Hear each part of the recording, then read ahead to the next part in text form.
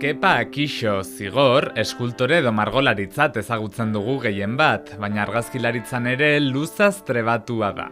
1982 arte munduan zehar ibili zen Kapa argazki agentzia edota beste aldizkari ezagunetarako irudiak hartzen. Hasi nintzen noain dela urte asko argazkilari bezala, poesia ere idazten nuen, da gero hasi nintzen eskultura egiten, da geroztik eskultura bestek ez dut egin, da argazkirik nituen egiten.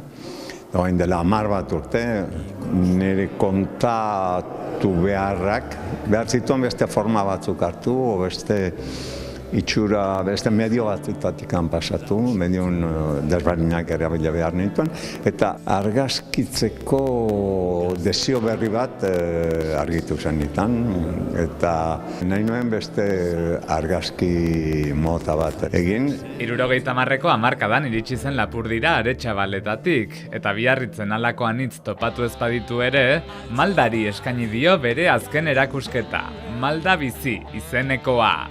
Malda zer den, misterio ikaragarria da. Badakizu, jente gehienentzat, malda goruntz izaten da. Da, ez da hola. Malda da dena. Da maldan gertatzen da, gu, bezalako herrialde baten, malda zegina den herrialde baten, gertatzen da, maldari esker gertatzen da gehiena. Gero, badakizu, malda bizi. Zer den, ez maldan bizi. Baina malda bizi, zer da malda bizi. Natura eta Euskal Herria dira Zigorren inspirazio iturri nagusiak. Euskaraz mintzatzen zaio Malda, eta horregatik Ipar Euskal Herriko 3 lurraldetan ikusi ahalko da erakusketa, elkargoaren laguntzaz, Baionan, Irisarrin eta Maulen.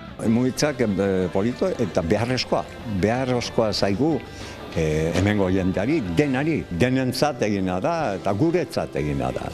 Etor dezatela, denak ikuste da, eta ikusiko dute segurazki ezartzen ez duten mundu bat.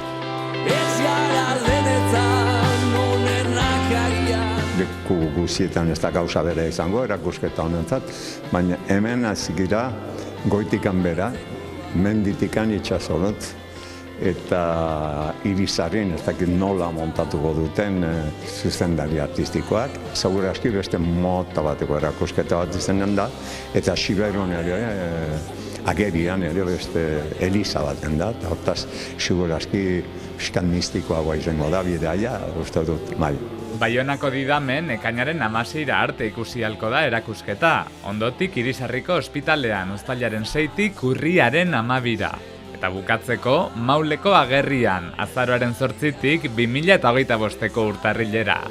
Sentitzen niz soriontzu ez, handia izango lizake, baina lan bukatua bezala, eta lan bukatuak ematen duen postasuna bukatua denean, eta beste zenbait gauza hasteko asmoekin, hau bukatua baita.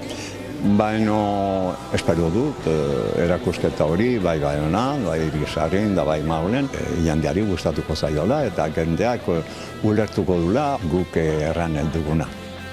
Horra Zigorren mundua eta Malda begiratzeko modua.